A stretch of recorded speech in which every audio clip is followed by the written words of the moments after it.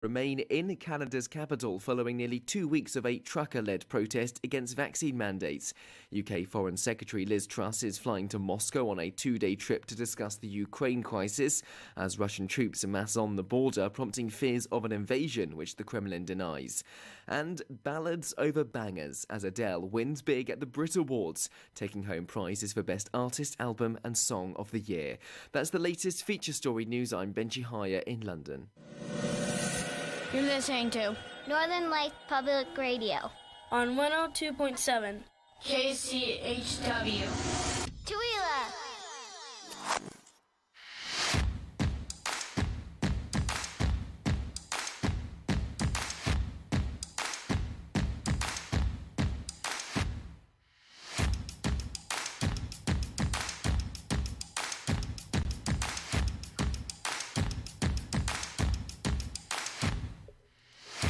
Good morning, Mike.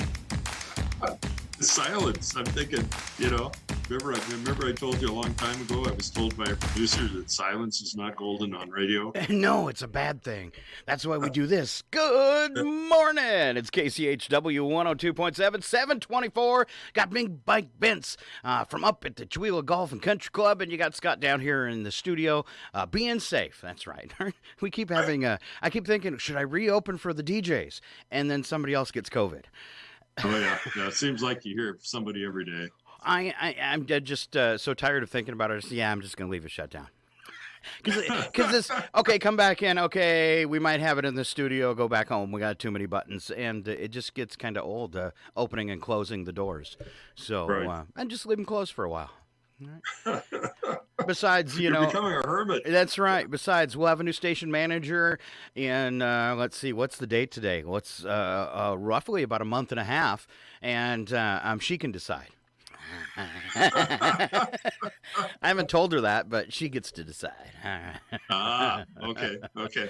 So when are we all going to meet Michelle? We're going to talk about that Thursday. So okay. we'll figure it all out. And the paper's going to do a little thing, too, which is really cool. Our local paper's so good about covering that stuff when there's a change in any business in town or they got something going on. They're so good about covering that stuff and putting it in the paper. Big round of applause for Chewelah Independent. There you go. All right. Thank you, Jared. And always appreciate Brandon, too. And Andrea somewhat. Andrea keeps the operation running. You know that, don't you? Yeah, I know. Oh, all right, Big Mike. Let's throw some weather out there this morning. Looking for a high of 40, mix of clouds and sun during the morning, giving way to cloudy skies this afternoon. It kind of sounds like yesterday. High today around 40. All right.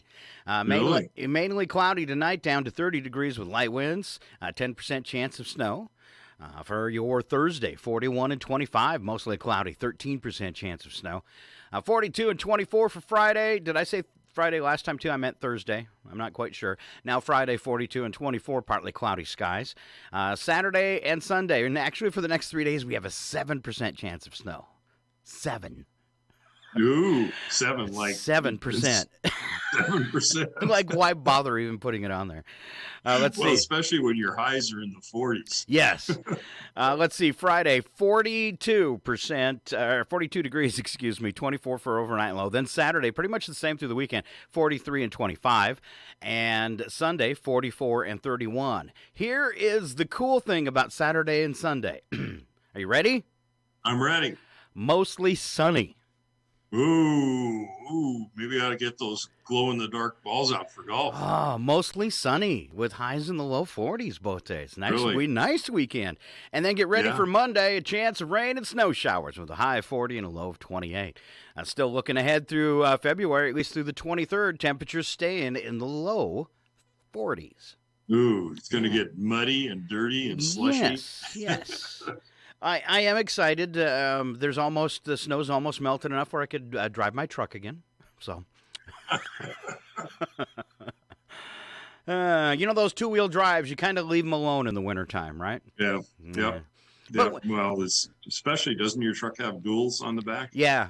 And I thought all that extra weight and dualies, you'd have some traction, but you don't. Right. It's just like a giant sled that doesn't want to move unless you don't want it to. Yeah. Well, that's why I always thought it was kind of funny. You get these people that buy and put big tires on something, and in the wintertime, unless they're high lug, they're worthless. Oh, yeah. Because it's like putting skis on your, Garbage can lids or something. Exactly. Yeah. Exactly. But it looks cool. All right, you've been around for a long time. What's the best snow vehicle you've ever driven where you felt the safest? Oh, the best snow vehicle where I felt the safest. I'm going to have to say an old Willys CJ2. Oh, really? Full-time four-wheel drive? Well, you could make it full-time four-wheel drive. But it didn't go fast enough to get in trouble. And it had the old, I think they were 16-inch tires, but only maybe 6 inches wide. And, so it cut through the snow, lots of power. And, now out on the highway wasn't the safest thing because it was so slow, but I'd have to say that. And then from there, ironically, I don't even think they make them anymore, but it was an Oldsmobile Bravada. Really? Yeah. As a good snow car, huh? It really was, All and, right.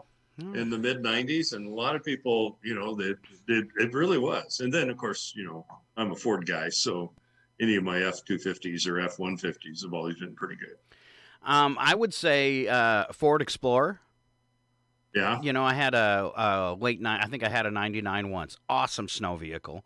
Yeah, see, that's like the Bravada. I mean, it's the same thing. Oh, yeah, because that's an SUV. I was thinking of a sedan when you said Bravada, but that is that's no. like the S10 kind of, but it's like an SUV, right? Right. All right. Yeah. And then I would say the absolute best, I would try sometimes in safe places just to test it to see if I could get it to break loose, and I never could.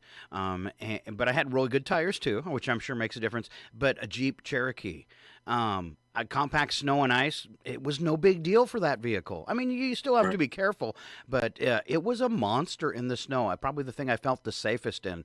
A blizzard, I don't care. I'm taking the Jeep, Yeah. Very impressive. I think any of those SUVs, because they're relatively low and they're heavy, which helps a lot. And then almost all of them have some kind of all-time traction control of one type or another, where you can lock it in or you can't lock it in. Sure. But, and I had that Flex, and it was really, really good as long as you didn't get into any kind of deep snow because it was so low. But, there's a lot of good vehicles out there. That vehicle was a big old failure for Ford, the Flex.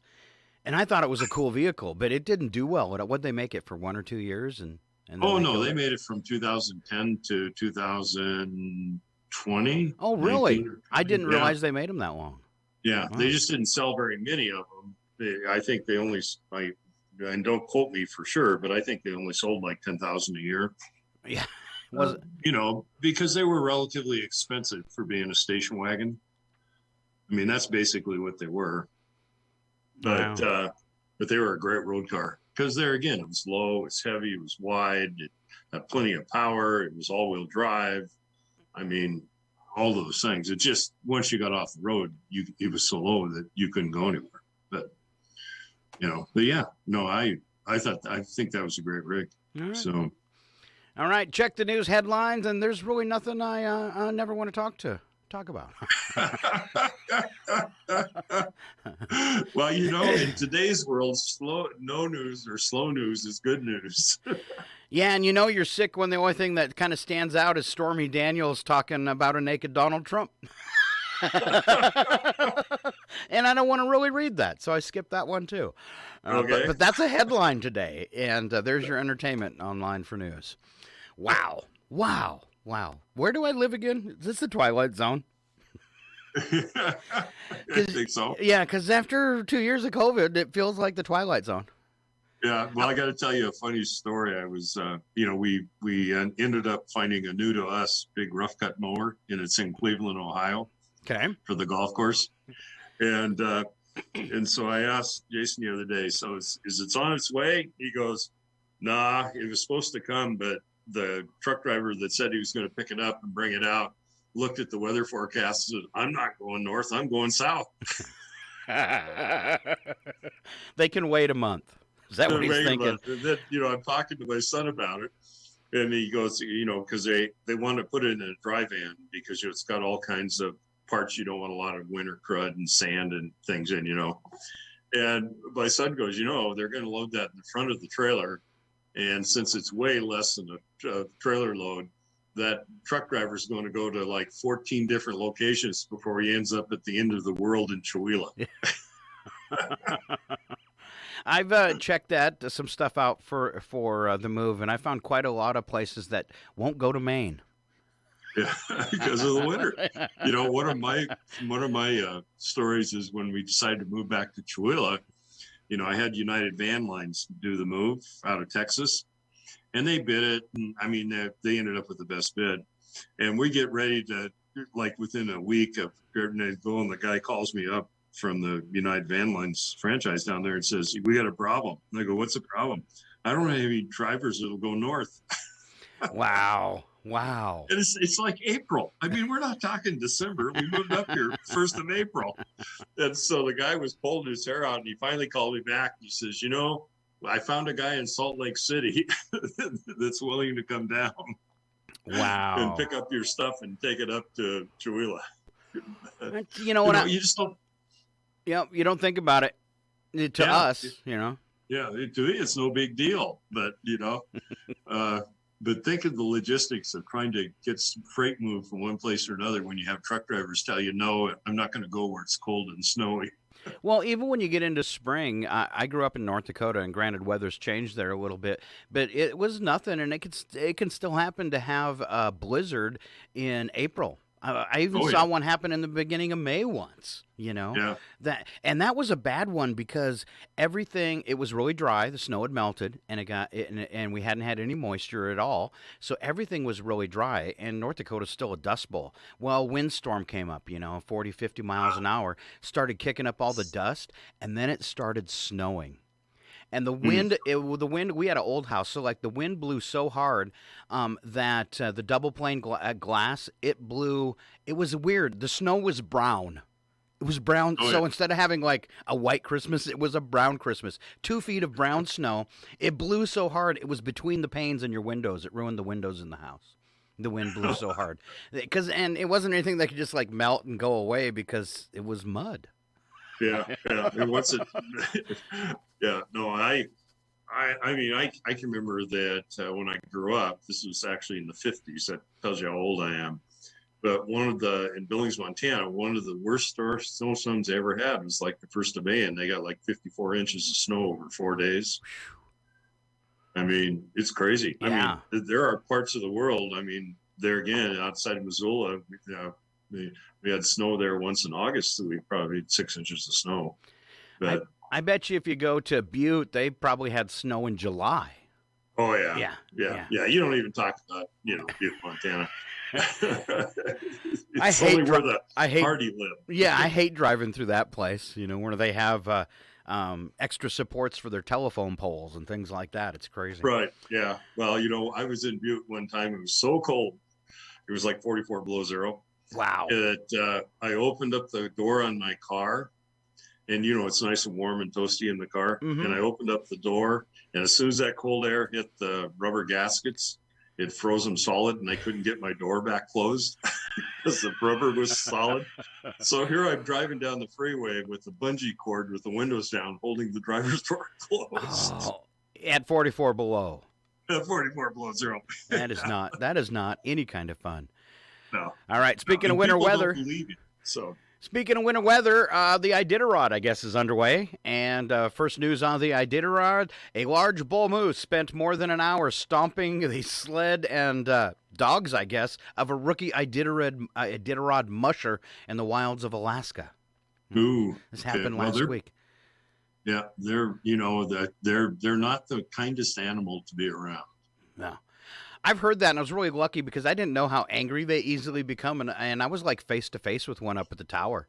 I came around a switchback, and all of a sudden I slam on the brakes because I'm cruising up the hill, and there's a moose like 30 feet in front of me, and he was so majestic and so huge, and that rack sticking out 8 side, he looked like 8 feet, off the side of his head. It wasn't that long, but he was huge and twice as tall as my car, and I'm just like, oh my gosh, this is so cool, until he snorted at the car.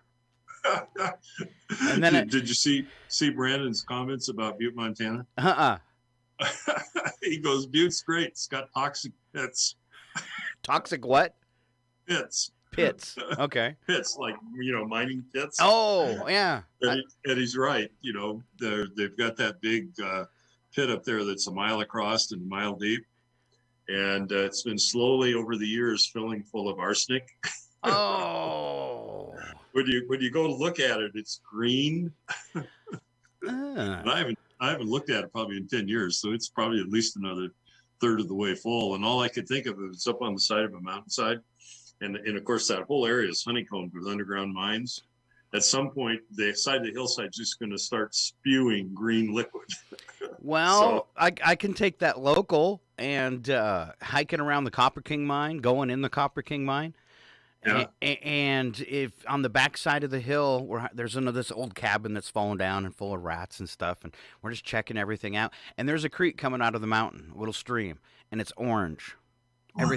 Everything around it is orange. I don't know what the orange is, but you don't see that anywhere else around here in the woods. Yeah. I don't think copper leaves a green tint, so I don't think it's copper. I want to know what the orange stuff is, and the entire little stream bed is orange. And it's kind of weird. I wouldn't drink it. Yeah.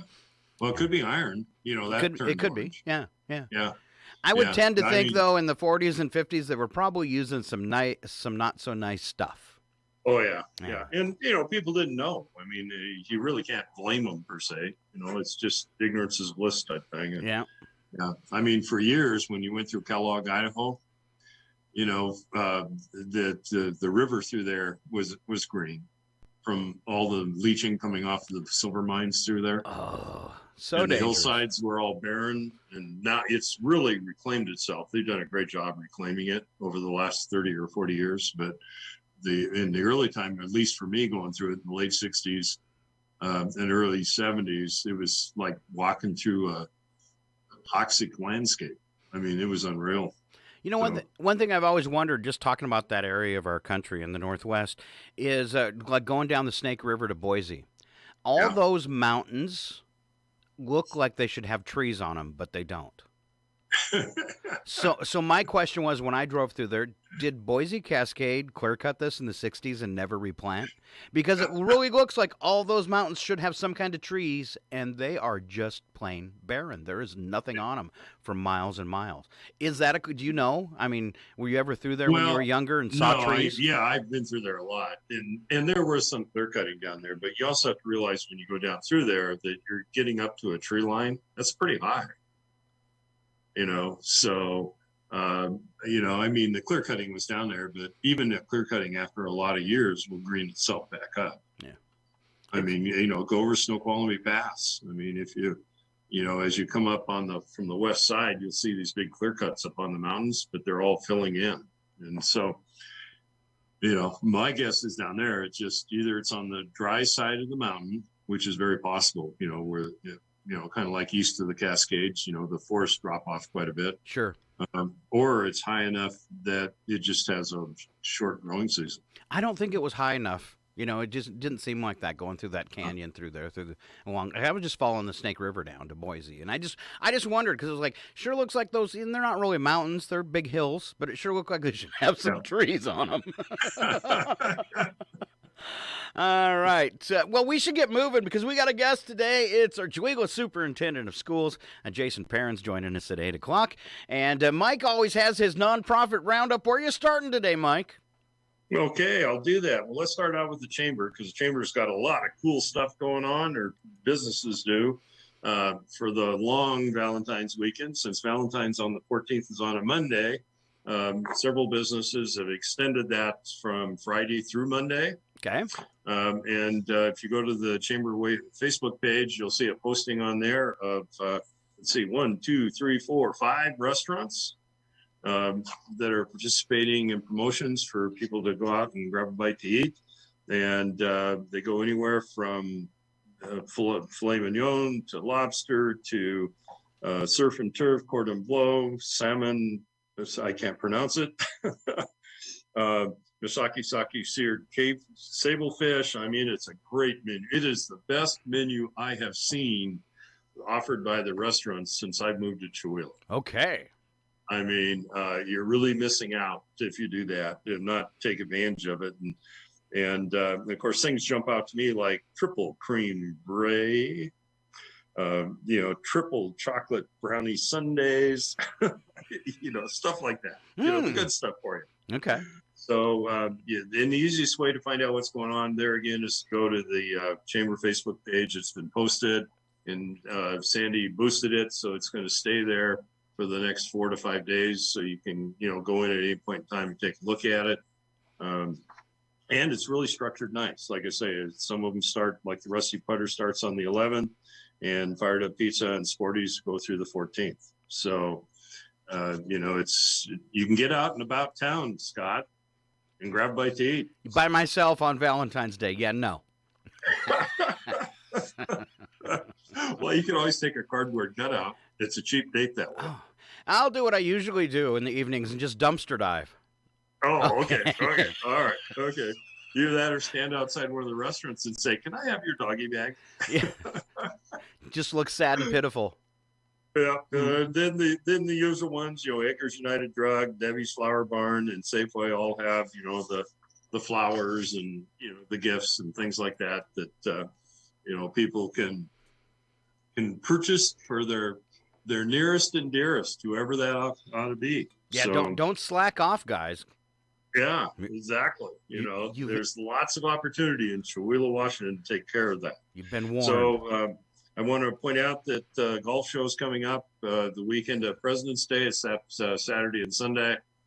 And the chamber is going to be there. So if you go up, there's 2 events happening there. One is the outdoor show, and the other one's the golf show. They're side by side in the convention center. And from a COVID-friendly standpoint, they're going to limit. I just found out yesterday they're going to limit to 1,000 people at a time in that facility. So you're not going to be stacked on top of each other. But the chamber is going to be there, so stop by and see Sandy, and she'll have a basket you can register for. There's cookies that were custom made that we're going to be handing out, and you can get coasters that are chamber coasters. And I know you want one of these, Scott. I can tell already. But they're really cool. I mean, they've got a QR code on them that takes to a new website the Chamber's been building out called experiencechewelah.org. And if you're ever looking for something to do, or if you got a friend come to town and say, "What do I do?" Just send them to that website. And it's got all these things in there, from fishing to golfing to skiing to hiking to horseback riding to you name it. And we're about done with it. It's in the beta test, so we actually like to have people go to it and then give us some feedback on some things, so we can finish that out. But it's a website designed through the chamber for the local area to promote activities for destination marketing to get people here. And that's all on a coaster? It's on a coaster, yeah. It's a QR code. Okay. So, and somebody asked me, "Well, how do people run a QR code?" And I go, "Well, if you don't know how to run a QR code and you don't have a smartphone, then you're out of luck." Yeah. Other than you can look it up. You can look up experiencechewelah.org and it'll pop up on the screen itself. Although I only know 2 people in my circle that don't have a smartphone. Yeah. I mean, that's why there's no, that's the comment, because we're starting to put those at the Rusty Putter too on things. If you have to ask what this is, you probably can't access it anyway. Because you don't have the smartphone. I was really tickled because I bought a new router recently, and I opened up the instructions, and used to get a disk or go down and download an operations file or something like that, and it was just a QR code. So I like tie the router to my phone and shoot the QR code, and it programs it programmed the modem, and I was like, well, that was handy. Yeah, exactly. Yeah, I mean, I just got a new Echo Dot. And the same thing. I mean, it basically came up. I took took my smartphone on it and automatically sent it over to the app and programmed it. And I mean, it was done in, I don't know, 5 seconds. I mean, that type of thing. So, yeah. So it's not those QR codes have been around. They've been around a long time. They're just going into mainstream as we speak. So, I mean, and the Rusty Putter, if you come to the Rusty Putter, we've got QR codes that'll drive you right to the menu. And those actually were requests back in the, currently still, but when the pandemic people didn't like to touch menus and, all that stuff. And so they could just take a picture of the QR code and then the menu would pop up on their smartphone. Wow. And even the billing, when you get the ticket for the meal at the Rusty Putter, and I don't know where else, but at least there, you can actually take a picture of the QR code and it'll take you to a pay app and you can pay right on your phone. So you never really have to touch credit cards or anything else. So, yeah. And that's becoming pretty standard too. So that's crazy. The stuff I trained my smartphone to call me Lover Boy. It does. Isn't there an old rock band called Lover Boy? Yes, there was. Yeah, but I trained. She's got a British voice, which is always a turn on for me, and she'll answer me sometimes, and I'll ask her a question, and she'll say, she'll give me the answer, and then close it off with Lover Boy. And if you ask my phone what my name is, she says it's Lover Boy. I could never forget that. Oh, okay. All right. So my phone builds my ego. So, well, I'm just going to stop there. I'm going to be nice. Okay. Well, and the last thing I want to talk about though is the home shows coming up. Actually, it's hard to believe, but it's on April 2nd, and that's not that far away. It'll be at Guess Elementary, and it's a great place to set aside a couple hours and meet some of the local businesses and some of the local nonprofits. And of course, they'll be able to answer any questions. Most of them will have some kind of, to use Diane Evans' quick tagline, screaming deal. So overall, I think it's a great opportunity, especially if you're brand new to Chewelah. I mean, it's a great, that's how I found a couple of contractors, frankly, was going to the home show and talking to them. So those are the things happening with the chamber. The creative district, our grant's pretty much ready to go. It'll be submitted this Friday. I'm having it reviewed by the what we call the Finance Grant Funding Committee, and because it's always nice to have another set of eyes on it. And then once that's in, we've already picked all the projects. There'll be 3 murals. There'll be some additional work on the kiosk at City Hall, and a little bit more signage talking about where the creative district is. And the website is currently being updated, and a lady by the name of Kim Thomas, who's brand new to the area, has been doing that, and she's doing phenomenal work. And one of the things we wanted to get in there was a mural tour, and that's now up and live. So you can go on the Chewelah, the ChewelahCreativeDistrict.org website, and you can click on it. You can download this piece that talks about there's 12 murals in the area that we're showcasing at this point in time. Did you know there's 12 murals in the area? I had no idea there was that many. Yeah, and so thanks to Sharon Ludwig, our local historian, who is going to be on next week, as far as that goes. We were able to put this together, and it's kind of cool because we did as much research as we could, along with Sharon's help, of when it was put up, who did it, if there's a theme, what's the theme mean, and we were able to come up with all of that, with the exception of one, which is the dream catcher on 395, right past the Chewelah Insurance Building, where past Windermere, right there, where and we haven't been able to run down who did that or when it was put up there. But the rest of them we were. So if you want to learn a historical lesson, you can go on and print off that mural tour. It's on one of our videos. And I believe it will be, I had that, before he passed, I had the interview with David Govidier. And him and a friend did that one. Are you talking about the one that's on the side of the school district, or are you talking about a different one? No, this one's on the other side of the street, down where Westoff Excavation's in that building. Okay. but it's on the south side of that building. Okay, I'm talking about the wrong one then. Okay, you're talking about the big mammoth mural. Yes. Yeah, and that was Keith Powell and David Goverdier that did that. So I mean, things are really, really coming together. We had our board meeting last night, and it's just exciting. We got new people that are becoming engaged. We've got newer people that have joined the membership. We increased our membership by 9 just in the last 3 weeks, which, as you know, that's phenomenal to be able to do that. The community's starting to see things that are happening. So once the grant's approved, and I'm pretty confident it's going to be approved, then we'll start our fundraising, because we have to have a 50% donation.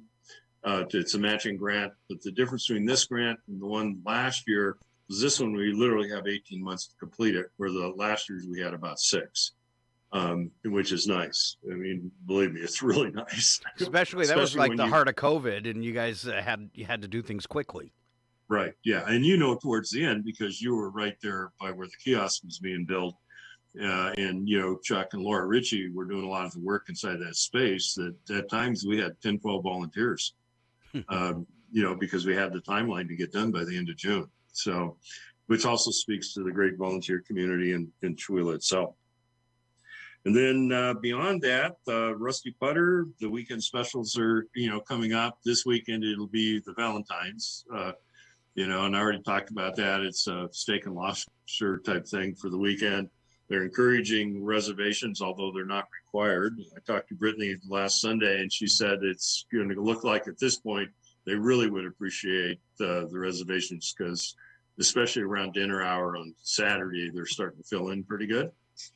And then just to give everybody heads up, the very last weekend of February, the Rusty Putter is going to be closed, because we're having all new flooring put in, new blinds are being put in. And I believe as of today, we're ordering all new outdoor patio furniture for the outside, which hopefully will be here by the end of March. All right, little upgrade. Yeah. So I got a question. I got a question on because that's like my favorite thing on the planet, steak and lobster. Can I get that to go? Actually, you can. Okay, so I don't got to sit there and eat by myself. Okay. Yeah. No, everything's to go, but we have that option basically and everything on the menu. But so I mean, we'll be getting ready for the golf course. So we'll start March or mid-March. We'll start pulling back some of the employees, depending on the snow. I mean, we still have a foot and a half of snow up here. But, given the weather forecast, especially with the wind and the rain, that snow will probably disappear pretty fast. But, or at least we hope it will, because we like to say we're going to be open April 1st. But since I've been here, I think the earliest we've opened is April 8th. And it generally lands around the 15th by the time we can get things open. So I talked to Jason yesterday, and the RV park, yesterday when he was listening to his voicemail before he could talk to me, there were 3 or 4 voicemails of people are reserving spaces already for the RV park that are coming back up. So I think it's going to be a busy summer. I really do, for everybody, not just us, for everybody. I know last year was crazy, like campgrounds and stuff. And people are so tired of having to stay indoors and worrying about things that when you get the chance to run and be outdoors, you take advantage of it. I know going into Spokane on Sunday was a really nice day, and Spokane was actually crazy. It looked like I was in rush hour, down on the north end. There were so many people out and about. I was like, wow. All right, is that the wrap-up of your wrap-up? I think that's the wrap-up, because I'm down to 3 minutes before 8 o'clock. All right. Thank you, Mike. And is a nonprofit wrap-up. And don't forget, if you've got a nonprofit group in town and you'd like to sneak in there, you can always send us an email through the website. Go to kchw.org, northernlightspublicradio.com, and go to the contact page. You can even, if you have a flyer for your event, you can even attach it when you send us that message. All right. We always wrap up the first segment with a little trivia. We'll do that. I just had something pop up here, and I was talking to somebody about this yesterday. A lot of people are really excited about Elon Musk's Starlink internet service. And somebody, in fact, just a few days ago told me it's in this area, said they got it, and it's awesome. And this just came out. Elon Musk's SpaceX says a geomagnetic storm has wiped out 40 of his 49 Starlink satellites. that it launched into orbit last week. So I guess they had them up for the East Coast, but they were trying to do this side of the country. So if you have Starlink internet, it's not going to last long. 80%. I read that article. Yeah, 80% of the satellites are headed back to Earth to burn up. Ouch. Yeah, and they're designed to burn up. I don't know if you read that whole article. I did not. Yeah, but they are. They're designed actually to burn up before they even get to Earth easily. And it's only 40 of that's one load, so there's like 2,000 satellites up there. That's crazy. Yeah, which is crazy. Now people are complaining because their disposable satellites have to be replaced on a fairly consistent basis by the sound of things. Now people are complaining that it's streaking the sky at night. You want internet or not? Yeah, exactly. Yeah. All righty. I think we're loaded.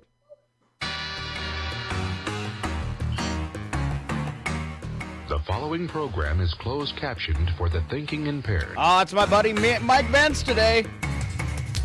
I want to ask you a bunch of questions. I want to have them answered immediately. All right. Should be good. I've never seen Mike thinking impaired. No matter what other people say. That's right. Yeah, I was going to say, not everybody sees that side of me. That's right. All right, just a couple trivia questions to start off with. In 1973, the state of Ohio became the first in the U.S. to post what alongside its interstate highways? Post what alongside its interstate highways? 73? Yes. There was a big push to do this back then. It never worked out, though. Never happened. Really? Yeah, but there was a big push to make a change that never happened. That'd have been about when you had to drive 55. It has to do with signage, but that's not it. Okay. Restrooms?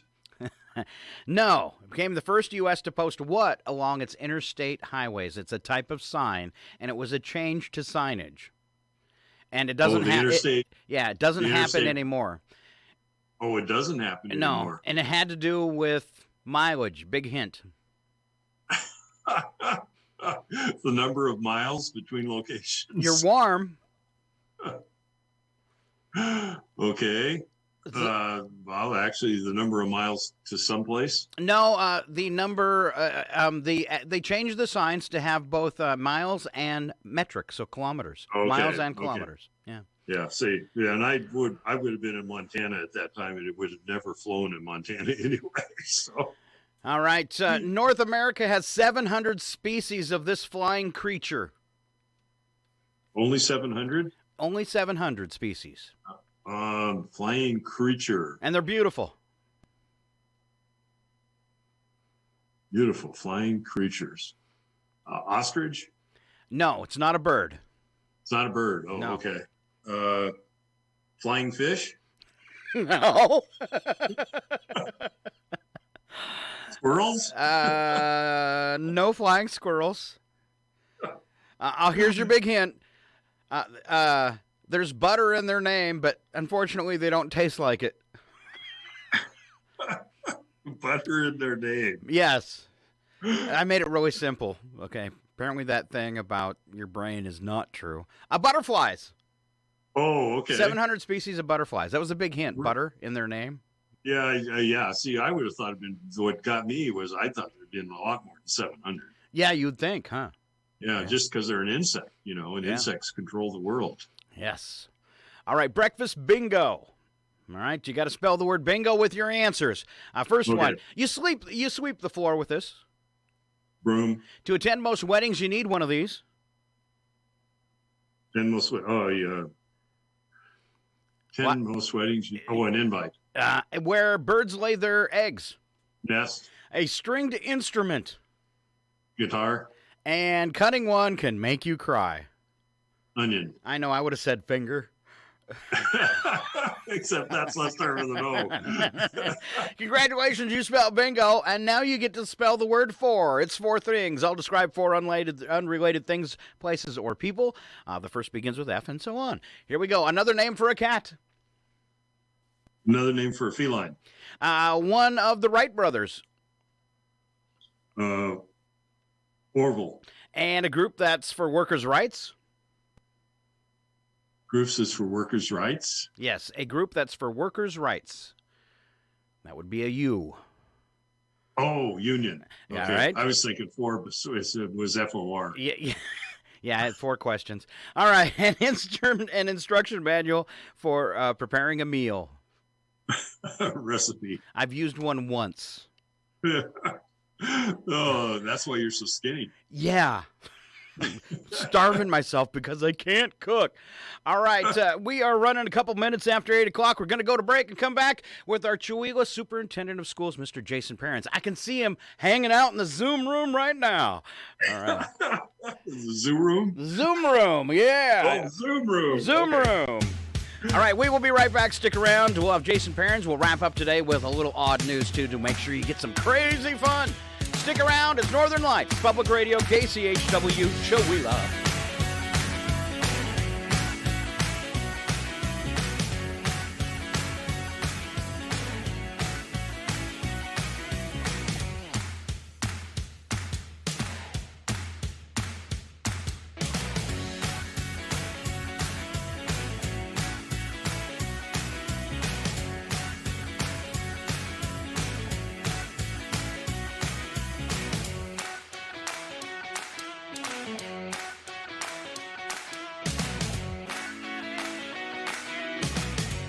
It's 8:04.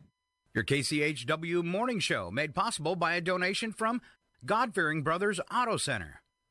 God-Fearing Brothers specializes in auto services, including repair, maintenance, and detailing. They also stock tires, provide collision repairs, including glass, and they have an auto sales lot on the corner of Highway 395 and Main Street at the light. For more information, you can visit the Auto Service Center at 806 East Main in Chewelah. Find them online at godfearingbrothers.com or by phone at 509-935-6414. This is KCHW, Chewelah, 102.7 FM. Your KCHW morning show made possible by a donation from God-Fearing Brothers Auto Center. God-Fearing Brothers specializes in auto services, including repair, maintenance, and detailing. They also stock tires, provide collision repairs, including glass, and they have an auto sales lot on the corner of Highway 395 and Main Street at the light. For more information, you can visit the Auto Service Center at 806 East Main in Chewelah. Find them online at godfearingbrothers.com or by phone at 509-935-6414. Welcome to 2022 Talks, where we're following our democracy in historic times. It was a violent insurrection for the purpose of trying to prevent the peaceful transfer of power after a legitimately certified election from one administration to the next. Senate Minority Leader Mitch McConnell responding to reporters Tuesday on the events of January 6, 2021. He also said the Republican National Committee shouldn't single out individual members who don't agree with the rest of the party. House lawmakers have passed a stopgap bill to avoid a government shutdown and buy Congress more time to strike a deal to fund the government for the rest of the fiscal year. The continuing resolution funds the government through March 11th. Texas Rabbi Charlie Citron Walker, who escaped a hostage takeover at his synagogue last month, testified before Congress for the first time on Tuesday about his ordeal, detailing why he opened the door for the attacker last month and how he and others were able to flee after the hours-long standoff. I welcomed a terrorist into my congregation.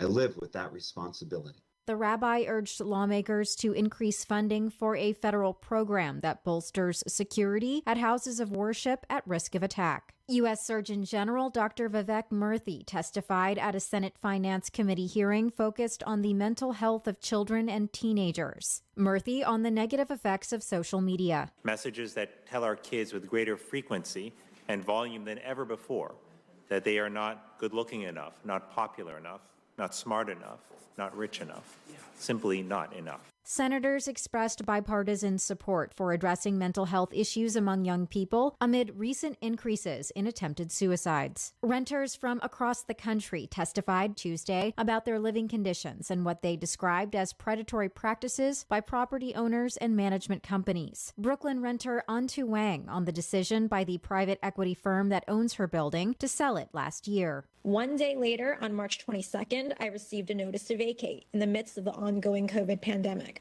First Lady Jill Biden says President Joe Biden will no longer promote 2 years of tuition-free community college as part of his Build Back Better agenda. Dr. Biden spoke Monday at the Community College National Legislative Summit in Washington, D.C. U.S. lawmakers are threatening to investigate GoFundMe after the website shut down fundraising for the Freedom Convoy. Organizers of the convoy had raised more than 10 million Canadian dollars. Trucks and protesters have occupied downtown Ottawa for more than a week in what began as a movement against vaccine mandates. I'm Nadia Ramlagan for Pacifica Network and Public News Service. Find our 8 trust indicators to support transparency and accuracy at publicnewsservice.org.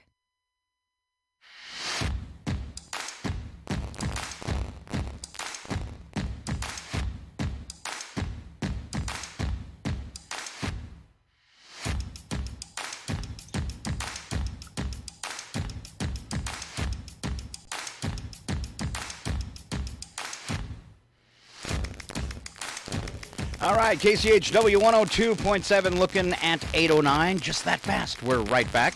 And, of course, welcoming back to the studios, it's his second visit with us.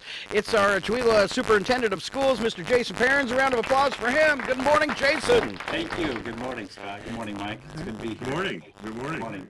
All right. Now, Mike had told me, and I haven't had a chance to open it, he shared a newsletter, and he's going to be asking you some questions off that, and we'll ask you some questions off that.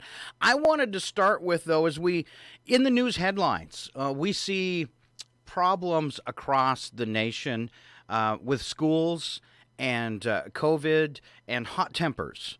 What is it like in Chewelah?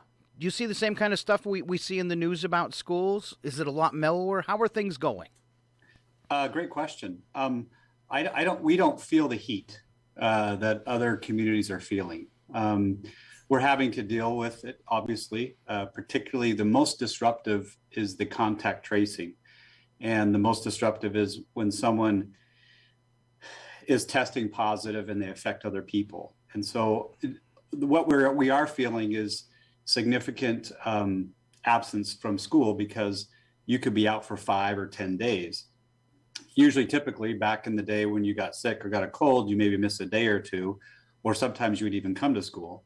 But we're looking at the same attendance rate that everybody else is, which is significant, and that's the hardest thing because to learn, as you know, the learning process is continual, it's ongoing, and when you have gaps in there, it gets disrupted, and so that's a learning problem. And so we're having to, like other districts, look at learning loss strategies. How can we compensate for that? How can we make up for that?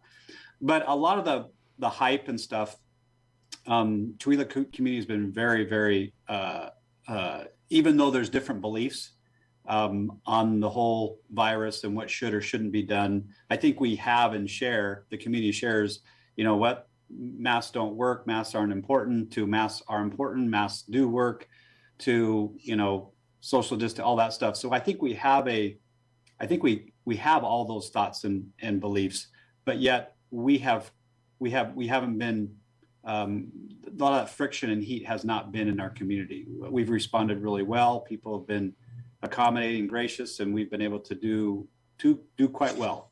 So along with that, real quick, is you said between 5 and 10 days. Is there what kind of rule or suggestion are we under now? Now, I have a buddy who is in the Omak area, and he was really frustrated because both of his kids have COVID, and he got a phone call and said the one could come back to school in 5 days, and then he got another phone call and said the one could come back to school in 10 days, and he's like, what? Right. Yeah. And they're both out at the same time. So how does that work here in Chewelah? So it's the same. What he's saying is accurate. So if you get test positive, you wait 5 days, and then if you test positive again, you have to wait another 5. But if you don't, then you can come back. Okay. And so it just depends on that situation. That's the short version. Okay, Mike. Okay, so Jason, you actually gave me a great lead into part of your newsletter. In there, I think you called it ESSR funds. ESSR funds. Yeah, and so some of the things they're using those funds for, and what jumped out to me was things like laptop computers are being bought and stuff like that. So is that part of the solution that you're utilizing to kind of get through this? Yeah, I mean, obviously, remote learning has been a key component to trying to continue to educate students that are either home, like you said, because they have to be home, or primarily also last year. So a lot of those funds were used last year because of the remote learning. Nobody was in school. And so that's allowed us to continue to at least, provide some instruction and provide some learning experiences. So technology, though, is great, but it's not the best way for kids to learn. Some students do well, though. I mean, there's always a few. When you generalize, there's always exceptions to the rule. But for the majority, having instruction, having a teacher, that accountability, direct instruction, facilitating, inspiring, coaching, all those things are really critical for the majority of students. And so, whereas technology, using that to upgrade our technology, which we've done, and we use those ESSER funds. So I would say that we're getting there. The one thing we do lack is the professional development behind that. So blended learning is a delivery model. And so I think, whereas we have many teachers who are well-versed, we have to look at all of our teachers. And so I think, just like, 20 years ago when technology was being introduced, the older generation says, "Oh, that's too much for me," and "Oh, I can't work these cell phones, and I like the flip phone." And right. Believe it or not, it's still that way. I mean, we still technology is advancing so much that even the things that happened 20 years ago, it's still changing. So even those that think that they're well versed in technology are still continuing to have to learn. So and those things can be beneficial.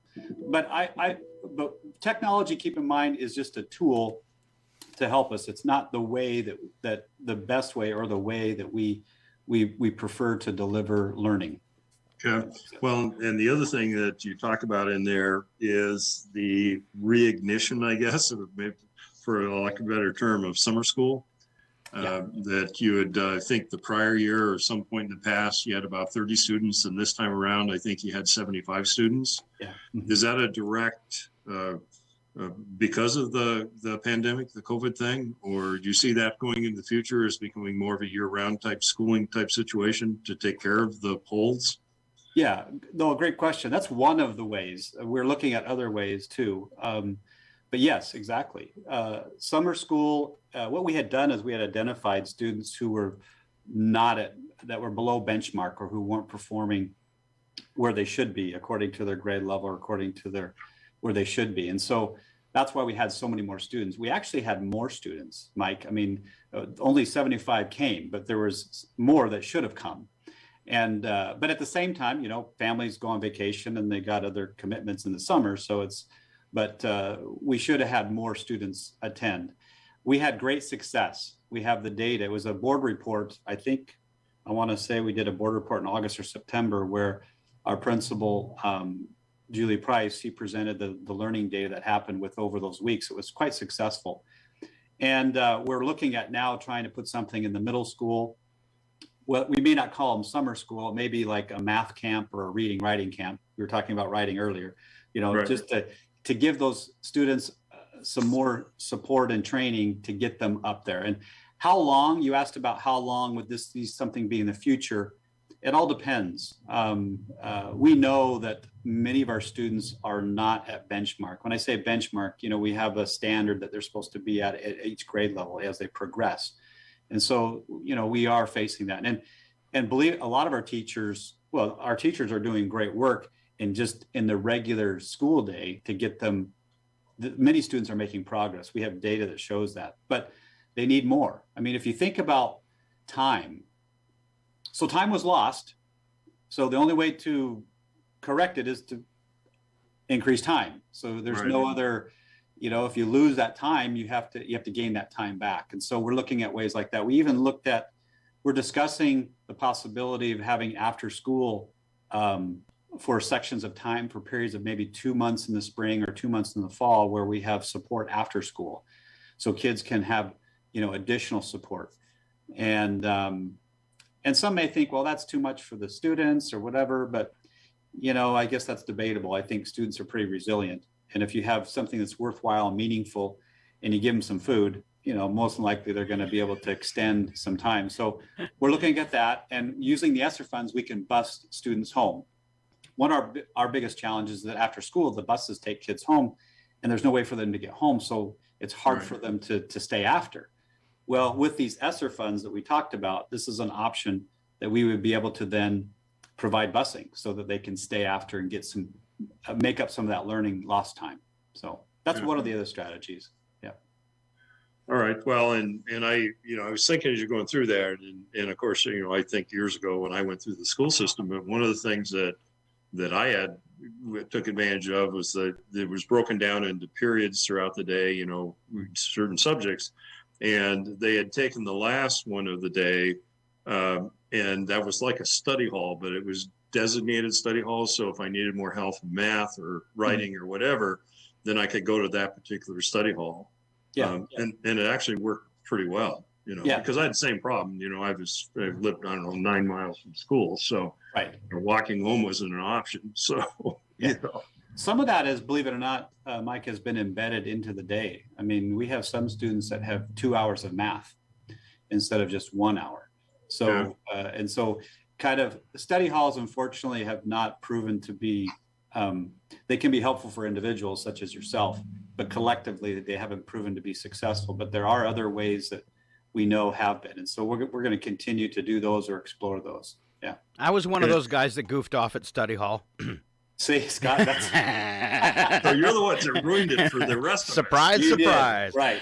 I've got one I'd like to sneak in just because it could be valuable to get it out if it's still an issue. I had seen, and I don't know how old the sign was, but a sign, and I imagine along with COVID, you're still struggling with this, when a teacher gets COVID, and they have to be out, was substitutes. And I saw a sign that you were looking for more substitutes. Is that still a thing going on? Absolutely. I'm glad that you brought that up. So any person that breathes, that has a pulse, I know that sounds a little weird, but that has a 4-year degree, we really would like for them to come into the district office. We can emergency certify them so they can be a sub. And even we need para-educator subs as well. So if anybody would like to come in and work as a classified or a para-educator, a teacher support, we are in great need of those. So I'm glad, Mike, this is probably the best part of this whole show, is that we really do need substitutes. And substitutes have always been an interesting concept in education, but yet they're so valuable and they're so critical. And I think, dare I say, we've probably taken advantage of them in the past, but right now, they're the most important person in the school practically sometimes. We were joking about that in a meeting the other day, just because, when a teacher gets it, they're out for 5 to 10 days. And that continuity, as we talked about, that consistent learning and routine is so critical to learning that we sometimes don't realize it. And it's like if you read a book, you read 4 or 5 chapters, and if you don't read that book again a month later, I mean, you kind of have to okay, what was it about? Right. So the brain really needs it continually, daily, and ongoing. And it doesn't mean that, the weekends don't hurt people. I'm just saying that consistency is really important, or so substitutes are great. So please come if you want to work. We have work for you. Our subs are working every day. I don't think any of our subs, it's almost like a full-time job. Now, granted, we also we're hoping that this goes away, just like everybody else. We want to end all this stuff so that we can get back to normal, and that's what we're all hoping for. So, but for the meantime, absolutely. And we've had people come. We've had people come and sign up. They're emergency certified, and we love them. So, and the pay's pretty good too. I saw that. We increased the pay significantly. Yeah. Right. Yep. All right. Yep. So if I were to come in as a substitute, do I still follow the same lesson plan? Yeah. So the thing about, so Mike, you're welcome. Please come in. The teacher has the lesson plan, so you don't have to plan anything. Okay. We have you come to the school and you'll spend a day or two just observing and taking notes and asking questions. So there's a learning that we want you to go through. And then, but the teachers have everything written out.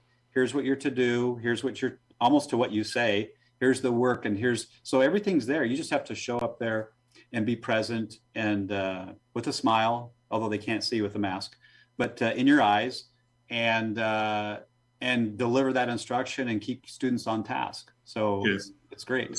So it sounds like you're looking for two levels. One of them is what I consider a traditional substitute teacher, and the other one is what I used to call a teacher's aide. Yeah. Mm-hmm. Okay. All right. We need help with recess duty, with the small stuff.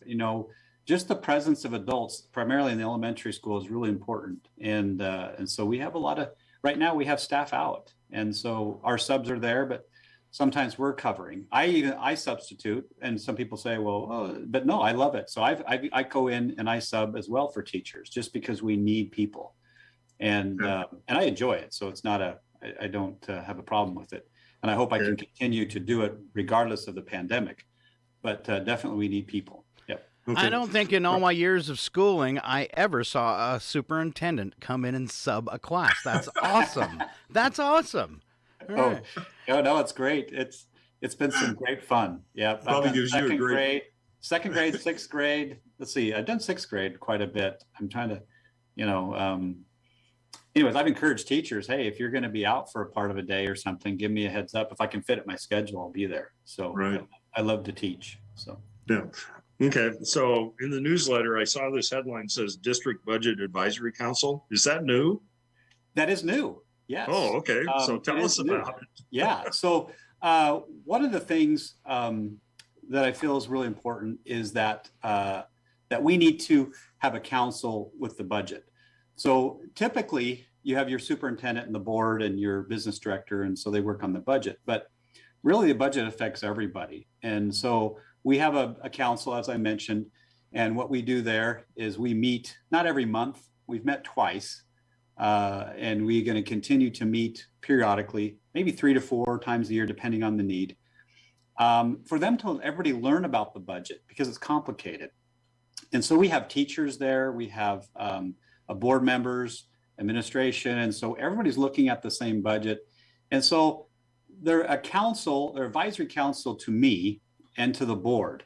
But also it's a great sounding board. Say, hey, we're thinking about using the money for this, and this is for learning and things like that. This board also, as in this issue, we talk about the strategic plan. So when that is complete, that'll be our guide. That'll be our guidebook. It's like, okay, here's where we need to make sure we're spending our money. And so having a lot of eyes on the budget really makes it easier for less mistakes. So, yeah. And it's part of the community. The budget belongs to the community of Chewelah and the Chewelah School District. So yeah. So that's on this committee, or this budget committee, it's got professional educators, and it's got the public. There's public. The board members. The board members represent the public. Got it. They're voted in. They represent the public, and then and then administrators. I mean, the idea about having parents, I mean, it's totally doable. I mean, it's not just so that's possible. Right. Yeah, it's just a lot of eyes on it, and a lot of people that have interest in. And what it does is something I'm a big proponent of, is it just creates another layer of transparency. Yeah. That's true. Yeah, that's true. Yeah. Yep. And so. Okay, and then something else that I know you mentioned in the email, and it's actually in this newsletter too, and you've talked about it at the chamber meetings, is the middle school. So can you give us an update of what's happening there? Right. So I think if you read this newsletter that will be in your homes here in a day or so, we started this journey back in September, October, and the board has directed me. And so keep in mind, I get a lot of my orders from the board. So that's like, hey, we want you to work on this. And so we've looked at, right now we're at the point, I've met with the mayor and the city manager. We're looking at, we have a land surveyor who's going about, they have to do a survey of the land. This is most people know about this more than I do. Once we get that organized and in place, then we have to have public meetings. So there'll be announcements in the paper. We want to hear from the community about their thoughts about the selling of the middle school. And so once that's all done and we work through the city, because there may need to be some adjustments to some lots or some subdivision or something like that. Zoning. That's all it needs to remain to be seen. Because keep in mind that front part of the property, we still have quartzite learning and we still have our maintenance. So there's part of that property we still need. But the middle school, we wish to take advantage of it and to support actually the city of Chewelah. Perhaps there's some businesses or some corporations or something, that's people that want to buy it to use it for good. But all that is premature. So it's not for sale yet. We have to go through these processes. The board they have to follow their procedures, which includes having these public meetings, hear from the public what their thoughts are about it, so on and so forth. And then that decision will be made. So we're looking about 3 to 4 months if the process isn't delayed, as far as getting to that point to where we're going to sell or not sell. Yeah. All right, Jason. At some point during the past decade, this subject came up before about the middle school when they abandoned it as a school, and one of the things was that the original people that donated the land said it had to be a school, and it had kind of created a problem and tied the district hands, because is there a way around that, or have you worked that out, or is it not true? You worked it out. Okay. It's all worked out. So it's in the title. All that stuff was worked out. We found the documents. The family's been contacted. They're fine with that. So okay. Yeah, we worked through all that. All right. Well, good. That's a good deal, because that was a big holdup, I guess, for years. So yeah, or a concern at least. Sure. And I think it's a great asset for the community. I mean, it's 100+ years old, I believe, or it's right at that.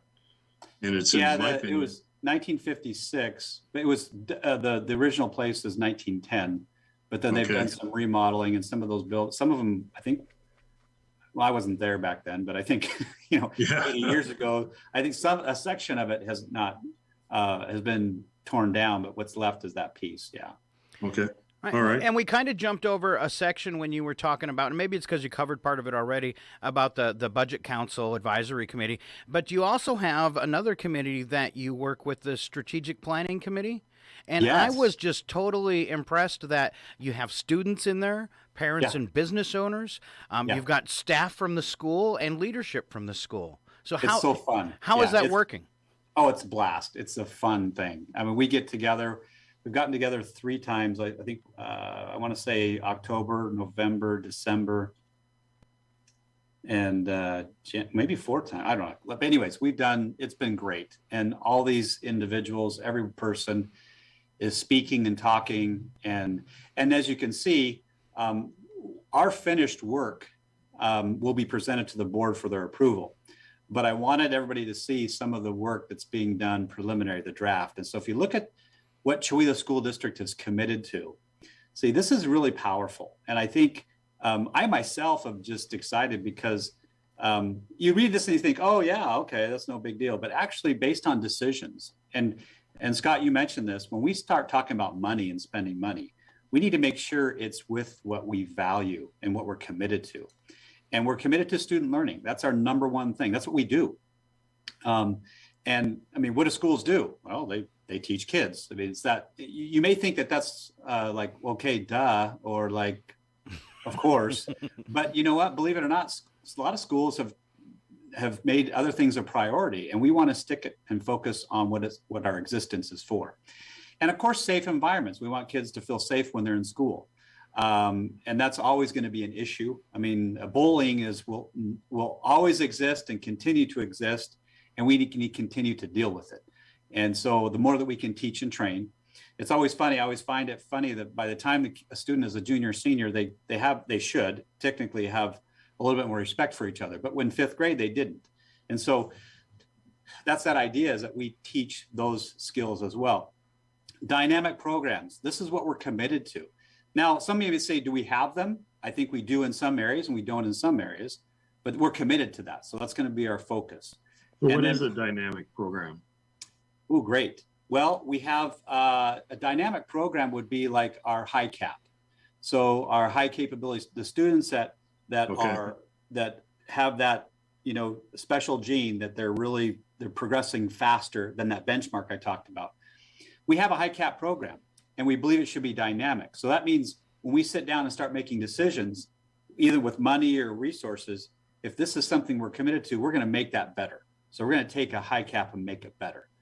And things like that. Whatever program we feel like is of value and the community even values, even our CTE programs. So our career and technical programs, from welding to our greenhouse, all those things that we're doing, we want to be committed to those. To if they're good now, then we're going to make them better, and that's where we're going to put our resources. Yeah. Exceptional professionals is really key because we hire people where they're at. And so if you were to come on, Mike, I mean, if you were to be a sub for us, we're going to invest in you. We're going to, or if you're not a sub, if we hire you, we're going to invest and train you. You may not be exceptional when we hire you. Maybe you're an exceptional person. No, we don't want to offend anybody, but the fact is we're going to invest in professional development to make you better so that you can meet the needs of students. And so these are basically what I envision when you're talking about the strategic plan. It's like in business, what I would call a mission and a vision statement. Yep. And then decisions are made. Where does it fit in, and how can we complement that part of the strategic plan? Now, in a couple of months, when we finish, the goal is to have in the areas of student learning, in the areas of facilities, and there's 4 or 5 areas that we're talking about. We're going to have goals. We're going to have identified things that we want to improve, and that's what's going to come out and go to the school board for an approval and the mission statement. And so you may see some rebranding and in our district and some focus and some changes in the way that because it's going to be based on what we're committed to. And so you eventually, in my next newsletter, if the timing is right, we'll be posting all those goals and of what we're going to work on and improve on. It's going to be done by these people, by this committee of amazing individuals. Yep. So I was reading through the FFA Teaches Life Skills. Yes. Which is, I never went through an FAA program of any kind. Uh-huh. I know they exist and I kind of know what they are, but expand on it a little bit. I mean, it intrigued me. I mean, I understood the ability, industrial skills for evaluating livestock and the floricultural program, but you got trap shooting in there. Well, so how's that a life skill? Well, when we're talking about life skills, anytime that you can take a classroom or take what people consider to be a classroom, like you go to class, you sit in the desk. There's cognitive learning and then there's experiential learning. So both are valuable. And what we want is both. So getting your hands and doing it and FFA does a great job of this, and CTE skills do this in all areas, not just FFA. They actually do hands-on and they do meaningful. It's actually meaningful. It's actually the design of CTE is that you have to sit in class a little bit, but you're going to actually go out in the shop and you're going to weld. You're going to learn how to do vertical. You're going to welding. You're going to get and get certified in those things, so that the closer we can bring from certification or experience from school to the workplace, actual work experience, then we know we've done it. Then we know we're there. We're actually preparing kids for, what's next. I use this example. My son-in-law, who's an engineer for Tesla at this point, and he paid through his college by welding. He's a great welder. He loves it, and he's a very good welder. And so he could probably go off and could have made a living doing it, but he had his mind with cars and stuff. But so our goal is whether a student is prepared, whether they're going to college or not, FFA is good for you, and the CT programs are good for you, because those life skills, you can't learn that sitting at a desk. Presenting animals or leadership, or presenting, talking, speaking, organizing, leadership, getting other people to come together for you, and even just the physical skills. So FFA teaches life skills, but so does sports. So if you're on a basketball team, if you're on a baseball team, or football. It's about working together and dealing with your emotions and frustrations. And I don't like this, and being criticized and overcoming failure. I mean, those are things that we all need. And these are experiences that kids have to have. So when they get out in the world and they go get a job and they get rejected, they know how to deal with it and make changes. So that's kind of the tenor of those kind of experiences. You know, I can kind of just throw in, I wouldn't call myself a city slicker in school, but I had never been on a farm, really. You know, maybe then stopping at a relative's. I knew nothing about farming. And at that time, the FFA, the teacher that was in charge of the FFA, came to me and said, because I was in drama, and said, we need someone who speaks really well to join us, and because we have these competitions and stuff. And he convinced me to do it. And I learned so much. I mean, one of my favorite things was, by the time I was out of high school, I could name every tree and plant you could see in the forest. It was amazing. And those going out to those public speaking competitions and speaking about agriculture and stuff, which was something I had to research, I knew nothing about. I gained a lot of, even though I'm not into farming, I've never been into farming, I learned a lot about it, and I learned a lot of valuable life skills through the process that I took into my adult life, and I'm still using today. Exactly, and that's the kind of experiences we want students to have. So, Well, I think you start out your newsletter too, talking about what I call fail yourself to success, basically. It's okay to do that. I mean, and I think a lot of people see that as failure in kind of the traditional sense of the word, not as a stepping stone. And so effectively, I think what you're telling me anyway, listening to you, is it's okay to try things and learn from it and go on to the next step. Absolutely. Keep going. Just keep going, and you'll find. Yep. Exactly. And use those experiences as teachers. So be self-reflective. And I know I don't mean to go back to writing, but you don't have to write it. But if you're reflective about, okay, why did I fail? Why did I do that? Or what went wrong? Then you're supposed to. That's called improvement, and so that you can be better. Yep. Right. Okay. The one other thing that jumped out to me is this title: Students Learn Healthcare Experiences. To me, when I read through that, I'm thinking, wow, what a transitionary career choice to be able to do that while you're going through school as a skilled service, coming out to wherever you go, whether it's skilled trades or back into traditional 4-year school or whatever. So how'd that come about? I mean, that's a good question. That's before my time, Mike. I mean, I'm still new, but Mrs. Youngblood there and Mr. Anderson, the principal, there was some, I can't tell you the full story, but they connected with WSU and their medical team. And so they actually come out, the doctors, the surgeons come to the school. And I think I don't know if that picture is one of those experiences, but I went to the classroom, I think a month or two ago, and they had, I think, brains, and they were looking at brains. And so what it does is it teaches them some medical skills, but also gets them interested in the field. And they start exploring.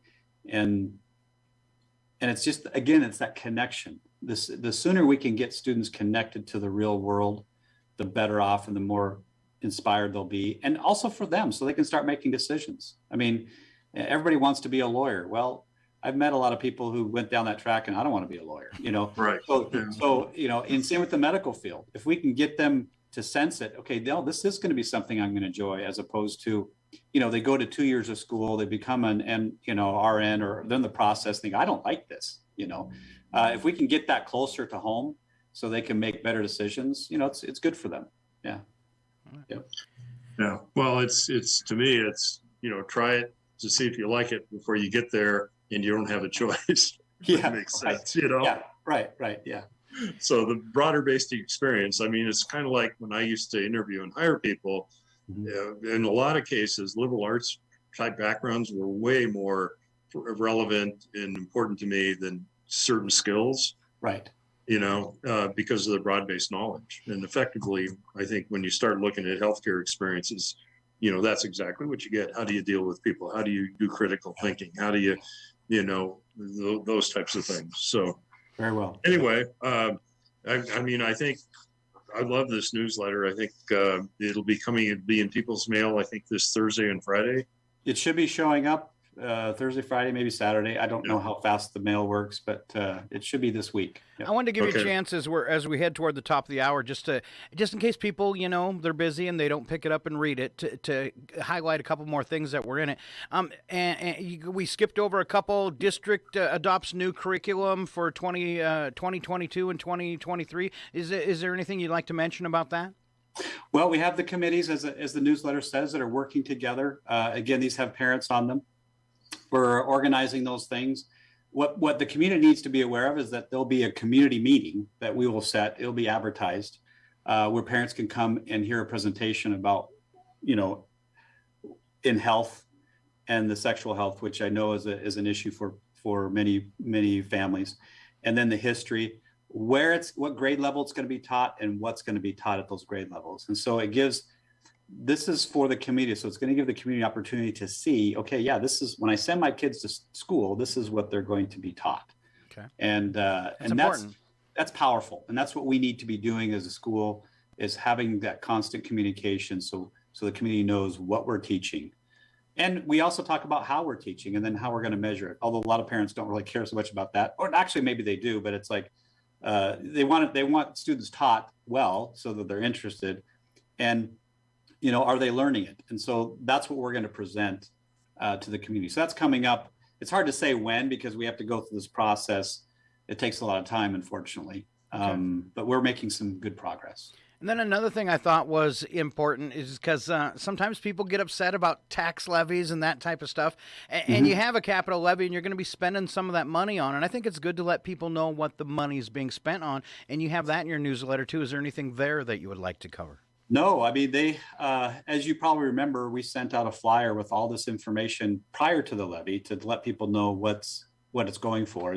And here it is. And so now we have a timeline. We don't get that money all at once. It comes in twice a year. It comes in sections. I mean, obviously we'd love to do it all tomorrow, fix it all tomorrow. But unfortunately, the money comes in April, and I think it comes later in October. So when we get that, and we don't get it all, we just get sections of it.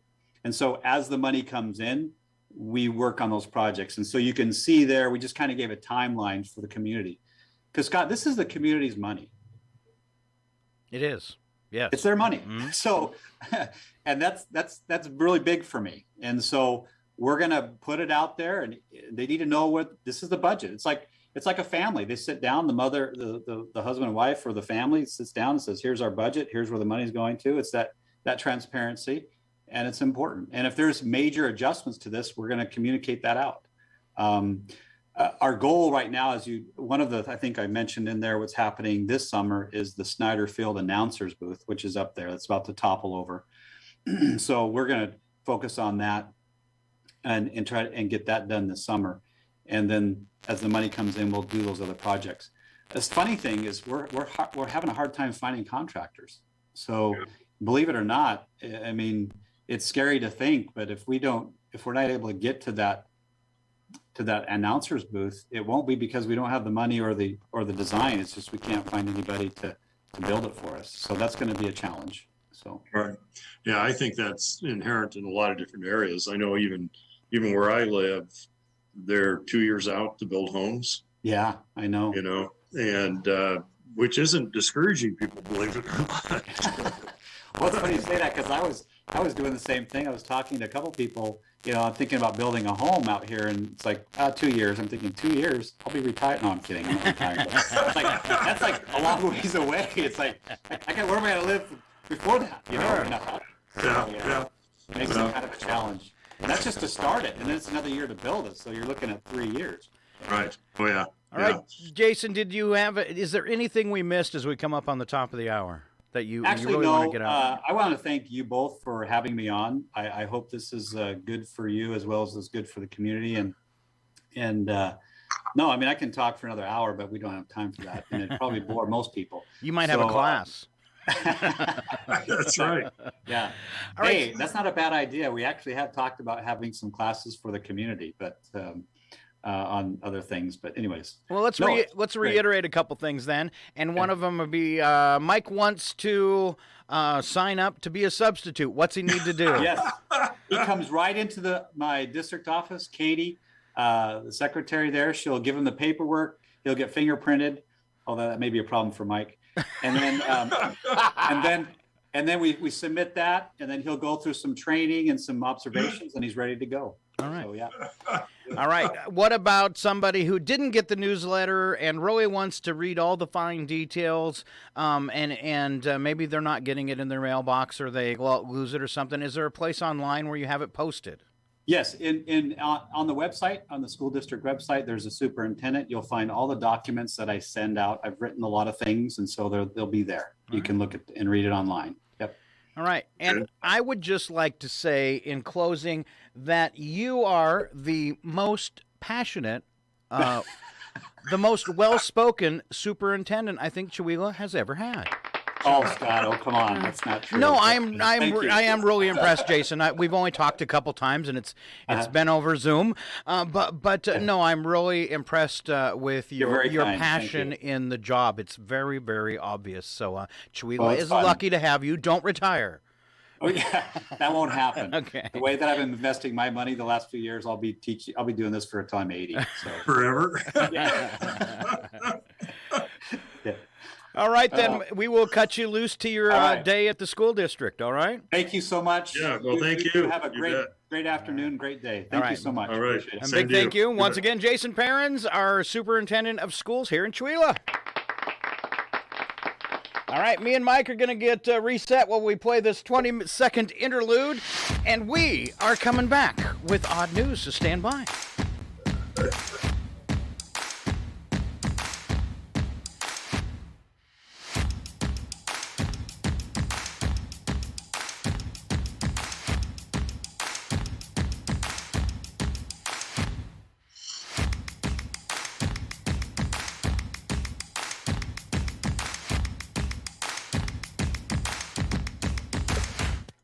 Slap some bacon on a biscuit and let's go.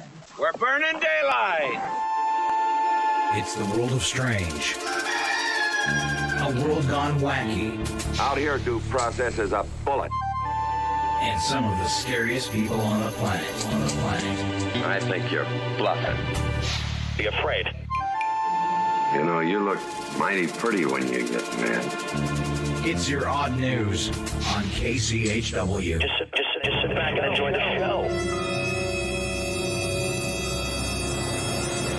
All right, wrapping up the show with a little odd news. And we always start that off with the news attack, where the first part is a true statement, and the second part is always a really lame joke. And it's not our fault. Well, that's maybe right. It is. We're fed this stuff. All right, Mike, will you kick us off on the news attack? Hey, Scott, you know what's happening Sunday? I believe it's like the biggest sporting event of the year, isn't it? Yeah, I think so. Something called the Super Bowl Sunday. Yeah. Okay. Well, you know, that would be the wrong day to be a pizza delivery guy. Why is that? Well, I don't think there is a good day. No, you're probably right there. Not a good. Speaking of careers, that's probably not a good career choice. Pizza delivery guy. All right, but if you are one right now, it's probably paying the bills, and that's a good thing, right? So, and what would we do without pizza delivery guys? I'd be miserable. It'd be more leaving the house and all that kind of stuff. That's right. Yeah, exactly. All right. Sorry. Here we go. A study found shopping carts have more germs than public restrooms. Oh, I always wipe it down. Do you wipe it down when you go to Safeway? Do you wipe that cart down? Actually, I don't, but I've got the disinfectant I put on my hands when I get back to my vehicle. Okay. All right. Just don't itch that nose in between. All right. Okay. At least shopping carts don't come with an old man in a raincoat asking you if you like surprises. That's a really bad joke. That's a really bad joke. Yeah. All right.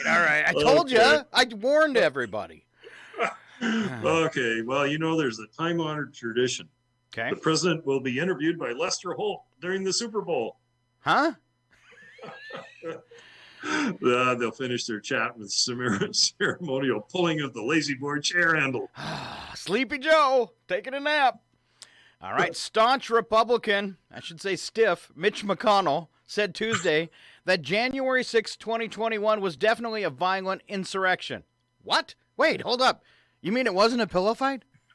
Another bad one. Okay, you know, all I could think of was that guy that sells pillows. Yeah, I think that's maybe what they were poking at. He's got some bad hair, too. Okay. Oh, Saying. you know, did you know there's a record 31.5 million Americans plan to bet on this year's Super Bowl? Oh, really? That's a lot. You know that? In fact, I read it's like over $1 billion. Wow. Illegal betting or legal betting? Or both? Okay. Well, anyway, I'm betting Sunday is how it will take me, how long it'll take me to get through my wife's 11-layer bean dip. Oh, coming to your house. All right. If you haven't heard or noticed, it's Super Bowl weekend coming up. Slowest for weddings. It's the slowest weekend for weddings. Mm-hmm. Well, Scott, you can get a discount. Hey. I probably should have somebody I can marry first. And do you, Jacob, take Marie to be your lawfully wedded wife? Hang on. I just got to catch that Budweiser commercial. I don't want to miss it. Uh-huh. All right, your turn. I could just imagine you up there saying, hold my beer. Got to watch this ad. All right. You keep doing the same joke till it works. One more time. Yes. Well, actually, at least 2 more times. Yes. Okay. This weekend, what's happening? Super Bowl. Okay. Did you know it's the slowest for our weddings? Weddings. I had not heard that. Which makes no sense. If everybody's bringing food and beer, why not make it your wedding reception? Hey, yeah. Well, you can't do it at halftime because you don't want to miss the halftime entertainment, or do you? That's true.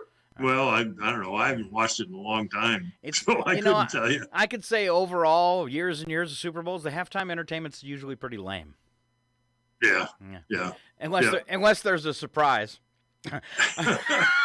Super Bowl is this weekend, if you haven't heard, and I can't afford a new widescreen TV for the Super Bowl party, so I'm doing the next best thing. We're having the party in a closet so that it looks bigger. Well, you can always move your chair closer, too. I never thought about that. All right, what else is happening? Oh, it's happening on Monday. Okay. Okay.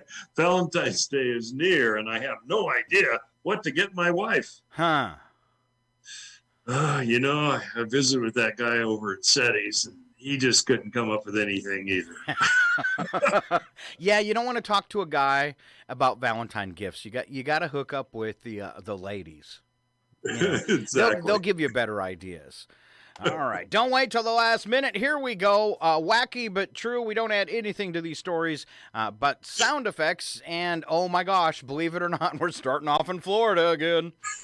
Mike. Surprise, surprise. Surprise, surprise. It's all you, buddy. Okay. All right. Well, you left me with this terrible word, Punxsutawney Phil. Close enough.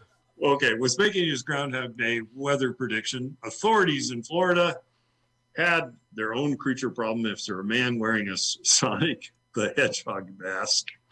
I could see you in one of those. All right. Attempted to rob a bank. Police say the suspect entered the credit union displaying a hammer and demanding cash from the teller. After being confronted by the credit union employee, the suspect fled on foot. Of course he did. Let's find out. 1, 2, 3. Everyone from Florida is stupid. Everyone from Florida is dumb. I might not be the brightest guy, but next to them my IQ's high. If they had guitars, here's how they'd strum. All right, automotive recalls. Always a hassle, but thank goodness we live in a country where automakers are made to swap out faulty and dangerous car parts. Not like other countries. All right, process usually pretty boring. You get a letter in the mail announcing a recall. You make an appointment with the dealer. You get your car fixed. It's a big pain. New wrinkle on recalls is the recall. Oh, and guess who it's coming from? Volkswagen. They've had too many problems lately. Volkswagen Group has announced a second recall for more than 32,000 Porsche and Audi cars. Yeah, this is only affecting rich people. That's right. Customers that just got their cars back from an Audi or Porsche service center will have to take them straight back to the shop to fix a messed up repair. The recall issued by Volkswagen USA I tried to combine the words issued and Volkswagen. I don't know. That's right. Affects over 31,000 Audis and over 1,242 Porsches here in the United States. It also follows a recall last year for those very same vehicles. Cars affected were built between 2019 and 2021 by both Porsche and Audi, which are actually Volkswagen. All right. So one of the things that they'll be adding when you get in your Volkswagen and get ready to take off, and you press that button that starts it, it'll go like this. We're all gonna die! Maybe not, but maybe. All right. On to a convenience store with Mike. Oh, we're back in Florida. Okay. Imagine that. I won't play the song again. Okay. 2 Palm Beach County Sheriff's deputies were parked at a 7-Eleven around 4 a.m. when a criminal decided to give arson a shot. Oh, yay. Okay. All right. According to one of the arresting officers, 38-year-old Jason Ball was standing near a shopping cart towards the north end of the building. Ball appeared to reach towards the shopping cart, which I saw a spark. Apparently, Ball walked towards the dumpsters near the back of the building, and within seconds, I saw the shopping cart completely on fire with flames reaching several feet into the air and touching the sidewall. Sounds like a big burn fire to me. The officers were able to put the fire out, and then they went and searched the area. They found Ball hiding behind the dumpster, clutching an orange lighter in his left hand. That's a clue. Ooh. Ball admitted he had taken the cart from the nearby Walmart store. According to the arrest warrant, the clerk told the deputies Ball had just purchased the orange lighter from inside the 7-Eleven moments before she noticed the fire. All right. Aren't shopping carts usually mostly metal? Yeah, that's what I'm thinking. But I and guess even I have the plastic ones wouldn't burn very well. I don't know. Have you ever tried to put a lighter to one? Maybe it'd take off like a tire. It is plastic. Once you get going, I bet you it really goes. So it had to be a plastic one, I guess. Okay. All right. Okay. I'm not quite sure. All I have is this. How about a little fire, Scarecrow? And that's the disappointing part of that story is he never set himself on fire. I think it should be a prerequisite if you're, into arson. That's right. So we can track you. Yes. Authorities in Alabama, Morgan County to be exact, have finally found a man who escaped a couple months ago during an attempted traffic stop. Tyler James Freeman fled the traffic stop on foot and then stole a patrol car. Probably shouldn't leave your keys in that, Mr. Officer. Freeman was recently found in a home, and the local sheriff's office said he was hiding in the dryer. Could you even get in a dryer? Not me. Not me either. He must have been scrawny. You are the biggest fool I have ever known. Or I thought maybe when you open the dryer door, this could play. Attention all personnel. Happy First Contact Day. Celebrations will be held in designated recreational areas during regularly scheduled alpha and beta shift breaks. First Contact Day. All right, I think it's the last story, and it's all you. Goodness. All right. Okay, the Michigan man apologized for appreciating a piece of artwork on a business wall in Chelsea so much he wrongfully decided to take it home with him on the way out. I love this so much, I'm going to steal it. The owner of the business told the police he was baffled when he arrived to work and noticed a piece of framed artwork was missing from the wall. The man, wondering what had happened to the art, checked security footage from the day prior and witnessed a customer taking the art off the wall and walking away with it. Checking credit card sales receipts from the night, police were able to identify the suspect and contact him about the theft. Oh, so I'm going to go and I'm going to buy something where they have record before I steal it. Yes. Okay. All right. The man spoke with the officers and said he felt bad and apologized for taking the art before agreeing to bring it to the police station department to be returned to its rightful owner. All right. The art was then returned to the owner, who declined to press criminal charges for the theft. Well, that was kind of nice of him. That was kind of nice, yeah. I don't know, sounds like somebody needs a lesson, though. You know, you Yeah, start believing I in made this a peace on earth, mistake. goodwill stuff. There's no telling how screwed up you're going to get. I'm going to play that one again because you were talking. You know, you start believing in this peace on earth, goodwill stuff. There's no telling how screwed up you're going to get. It's true. It's true. All right. Just kind of a little, it's not really a news story. Well, it kind of is. Looking something truly unique for your Valentine? All right. It's an idea for you. You can find it on Etsy. That's right, under the Homemade Products website. It's beef jerky sewn and fashioned into a pair of underwear. Huh. That means it's edible, right? Oh, well, it's recyclable that way. Yeah. Beef jerky underwear available on Etsy right now. I'm not wearing any pants. Film at 11. And that's your odd news for Wednesday, February 9th. Oh, by the way, I got you a pair too, Mike. Oh, you did? Yeah. All right. Where would I find out about all these Valentine dinners around Chewelah? All these places to eat. Where would I find out? Oh, yeah. You can go to the Chamber website, or not, no website, but to the Facebook page. They're posted on the Facebook page. There's 5 different restaurants, and you can get everything you desire. It's really a great looking menu. All right, Chamber Across the board. Facebook page. Check it out. Yep. Get your Valentine and go eat some good food and support our local restaurants. All right? That's right. All right. Exactly. It's KCHW Chewelah. Is there no one else? Is there no one else? You're listening to Northern Lights Public Radio on 102.7 KCHW. Chewelah, Loon Lake, Clayton. It's 9:04. Your KCHW morning show made possible by a donation from God-Fearing Brothers Auto Center. God-Fearing Brothers specializes in auto services, including repair, maintenance, and detailing. They also stock tires, provide collision repairs, including glass, and they have an auto sales lot on the corner of Highway 395 and Main Street at the light. For more information, you can visit the Auto Service Center at 806 East Main in Chewelah. Find them online at godfearingbrothers.com.